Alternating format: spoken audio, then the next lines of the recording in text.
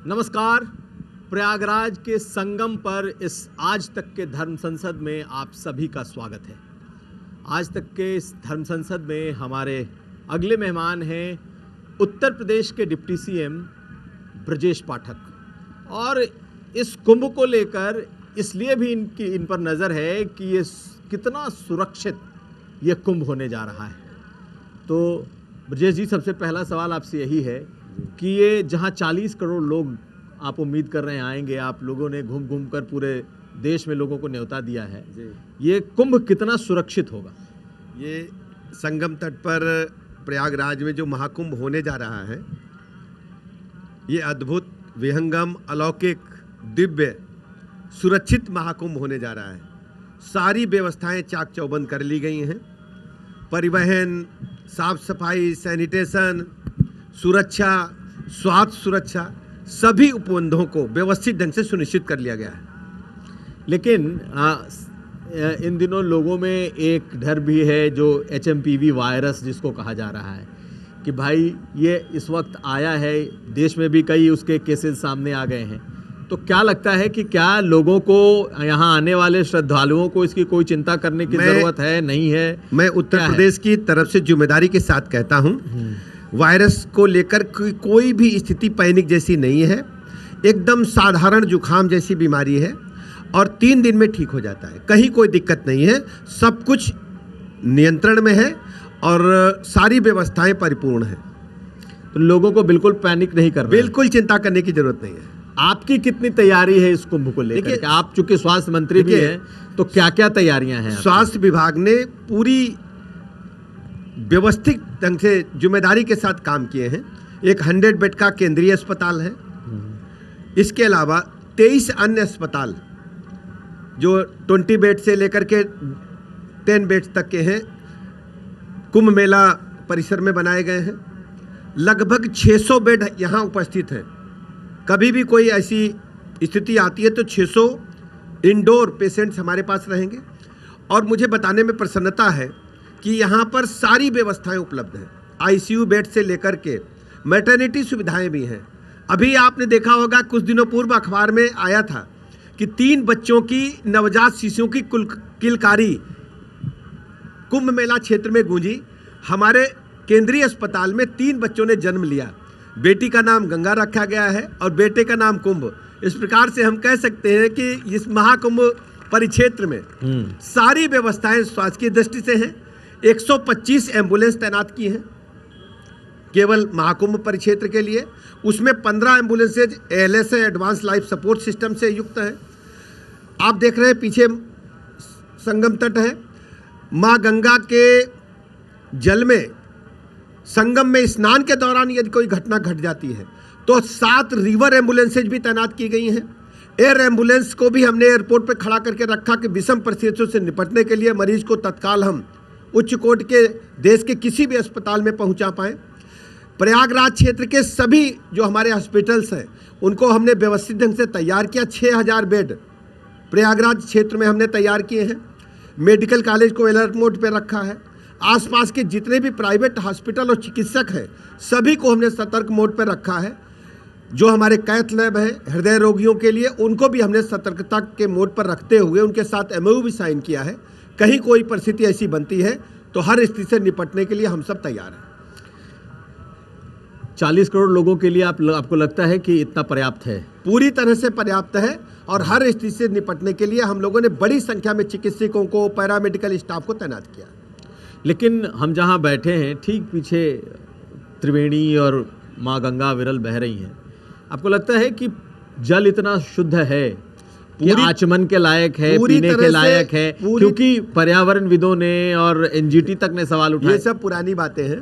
पूरी तरह से जल शुद्ध है, सुव्यवस्थित है। धार आपको दिख रही है और संगम तट पर आप जाएंगे तो साफ साफ दिखेगा कि माँ गंगा के जल का रंग आपको दिखेगा।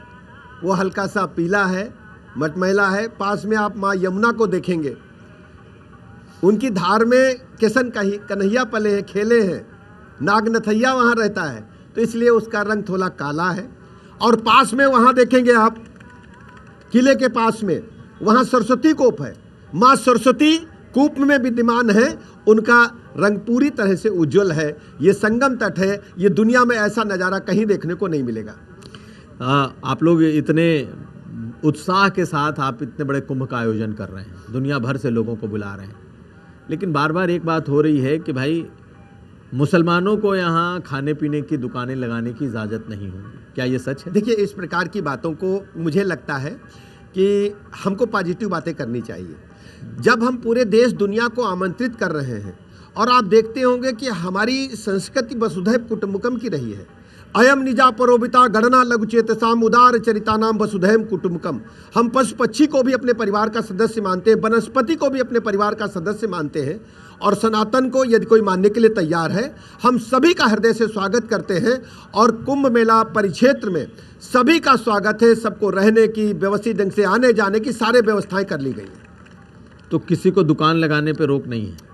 आप अलग से स्पेसिफिक सवाल विवाद करने के लिए पूछ रहे हैं। आप जाकर के दुकान पूछिए कौन लगाया है, फिर आपको पता चलेगा। यानी कि चलिए, वो कहने की बात थी और जो हकीकत है वो कुछ और है, ठीक है। लेकिन ऐसा लगता नहीं कि इतने बड़े धर्म संसद का आप आयोजन कर रहे हैं, तो एक सनातन का इतना बड़ा आयोजन है, तो देश में हिंदुओं को, बहुसंख्यकों को पूरी तरीके से एक यूनाइट करने की आपकी कोशिश है। आप हमें लगता है कुमार साहब, क्षमा करिएगा, ड्यू रिस्पेक्ट मैं कहना चाहता हूं आज तक के इस जिम्मेदारी के साथ प्लेटफार्म पर कि ये महाकुंभ पहली बार नहीं हो रहा है। हमारी सांस्कृतिक विरासत गौरवशाली है। हजारों वर्ष पहले, 2500 वर्ष पहले, 5000 वर्ष पहले जब ये सृष्टि शुरू हुई तब से कुंभ चल रहा है, तब से महाकुंभ हो रहा है, अर्ध कुंभ हो रहा है। कोई आज पहली बार हो रहा है? या ऐसा क्यों आप सोचते हैं?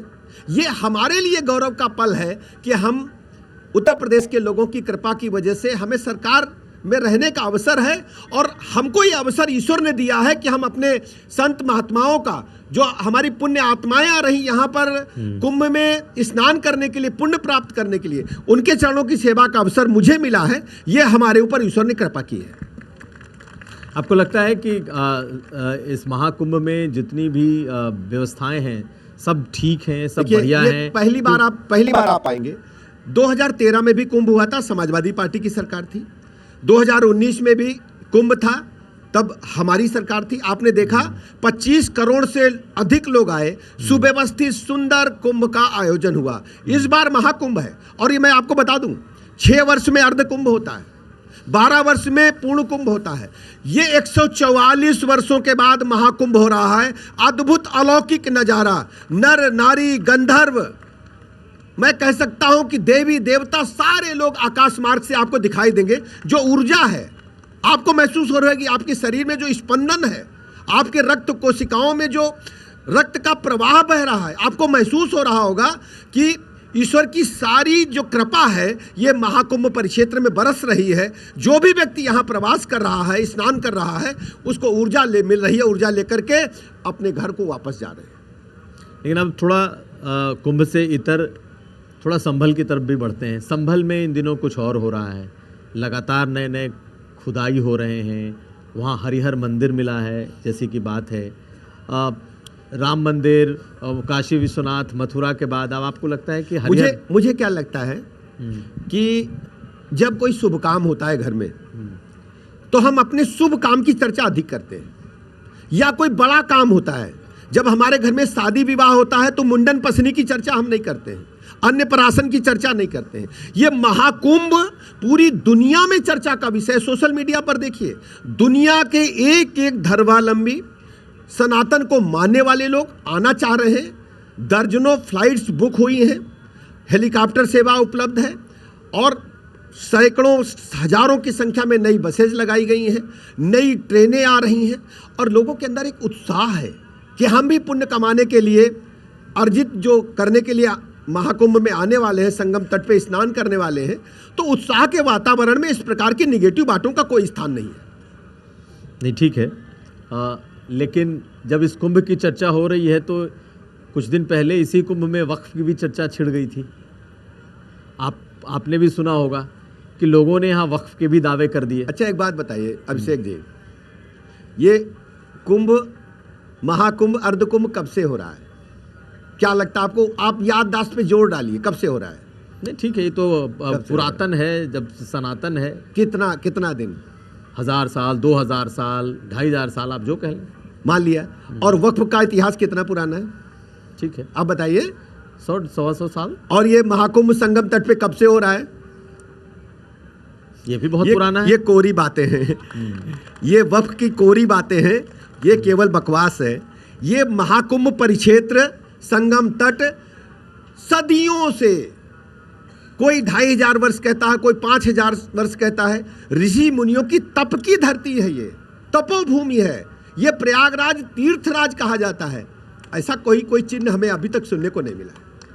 तो ये जो बातें हुई, जो असदुद्दीन ओवैसी ने जो बातें कह दी, बड़े बड़े कुछ मुस्लिम धर्माचार्यों ने इस बात को कह दी, वो इसलिए कह दी कि आप खबर चलाते हो। नहीं तो आप भी तो बोलते हैं। मैं अगर आप खबर चलाना बंद कर दो, एक धरना नहीं होगा और एक गड़बड़ बातें नहीं होगी, केवल नाम हो जाएगा और कोई कारण नहीं है। अच्छा काम करेंगे तो देर में नाम होगा, अच्छी बात बोलेंगे तो देर में बात जाएगी दुनिया में। मेरा करबद्ध अनुरोध है, महाकुंभ हम सब के लिए एक गौरवशाली परंपरा को आगे बढ़ाने का एक अद्भुत क्षण है, अलौकिक क्षण है। मैं सारे देश के लोगों से कहना चाहता हूं, सभी धर्मावलंबियों से कहना चाहता हूं, इस महाकुंभ में हमारे उत्तर प्रदेश में प्रयागराज में संगम तट पर आए, उनकी सेवा के लिए हमारी सरकार पूरी तरह से तैयार है, नतमस्तक होकर तैयार है। उनके आने जाने में, उनके रहने में, उनके प्रवास करने में, उनको पुण्य कमाने में कहीं कोई दिक्कत न हो, मैं जिम्मेदारी के साथ कहता हूं, सारी तैयारियां परिपूर्ण हैं। चलिए, आप कुंभ से इधर उधर, मैं पक्ष विपक्ष को भी आमंत्रित करता हूं, पक्ष विपक्ष सबको, सभी को आमंत्रित करता हूं। मैंने तो ईमेल ने कहा, तो विपक्ष ने तो आप कहा कि विपक्ष ने हमारी तो यही संस्कृति क्या कहती है, हमारी संस्कृति क्या कहती है, अगर हमारा बच्चा 6 महीने में घुटुओं चलने लगता है, गांव में अगर आप देखेंगे तो, अब शहर में तो वाकर आ गया है, लेकिन हम लोग गांव से आते हैं तो 6 महीने में जब घुटनों चलता है, चींटी उसके नीचे आ जाती है, तो माँ और दादी कहती है राम राम राम राम, चींटी को आटा डाल के आओ। आप समझ रहे हैं ना? तो हम पशु पक्षी जीव जंतु और इवन देन वनस्पति को भी अपना परिवार का सदस्य मानते हैं। हमारी बहनें जो कुंभ क्षेत्र में बैठी हुई हैं, जो सांस्कृतिक विरासत को, सनातन को आगे बढ़ाती हैं, आप देखते होंगे कि वर्ष में एक दिन बरगद को भी हम लोग बहनों के माध्यम से, माताओं के माध्यम से धागा लपेट करके अपने पति के दीर्घायु होने की कामना करती है। यह भारत में ही है, हमारी संस्कृति में ही, और कहीं नहीं है। चलिए, अब चलते चलते 1-2 पॉलिटिकल सवाल भी आपसे ले ही लेता हूँ। हालांकि पॉलिटिकल क्या है, जिस कुंभ की आप चर्चा कर रहे हैं, समाजवादी पार्टी और विपक्ष के नेता कह रहे हैं कुंभ तो आप ऐसे मना रहे हैं जैसे आपकी पार्टी का कुंभ हो, आप ही मना रहे हैं। नहीं, देखिए, जब ये दायित्व ईश्वर ने मुझे दिया है, उत्तर प्रदेश की जनता ने हमें सौंपा है, तो हम इसको निभा रहे हैं। और जब आपका दायित्व मिला था 2013 में, तो आजम साहब यहाँ के नगर विकास मंत्री थे, इंचार्ज थे, तो कभी अखिलेश जी आपको मिले तो उनसे पूछिएगा, जब आपके नेतृत्व में उत्तर प्रदेश में सरकार थी, आपका दायित्व था बेहतर ढंग से कुंभ कराने का, तो कितनी बार आप कुंभ आए थे व्यवस्था देखने के लिए? और मुझे गौरव हासिल है, मेरी सरकार को गौरव हासिल है, मैं कह सकता हूं कि हम अपने हिंदुस्तान और देश दुनिया से आने वाले एक एक अतिथि का ख्याल रखने के लिए पूरी सरकार नतमस्तक होकर, अपने साधु संतों का आशीर्वाद लेकर महाकुंभ को अलौकिक दिव्य बनाने के लिए पूरी ताकत के साथ समर्पित भावनाओं से लगी हुई है। पिछली बार आप लोगों की कैबिनेट भी यहाँ हुई थी, सहभोज भी आपका हुआ था, सबने एक साथ डुबकी भी लगाई थी, क्या इस बार भी कुछ ऐसा? आप वेट करिए, जैसे ही प्रोग्राम जारी होगा हम आपको सूचना देंगे, आपको भी ले चलेंगे।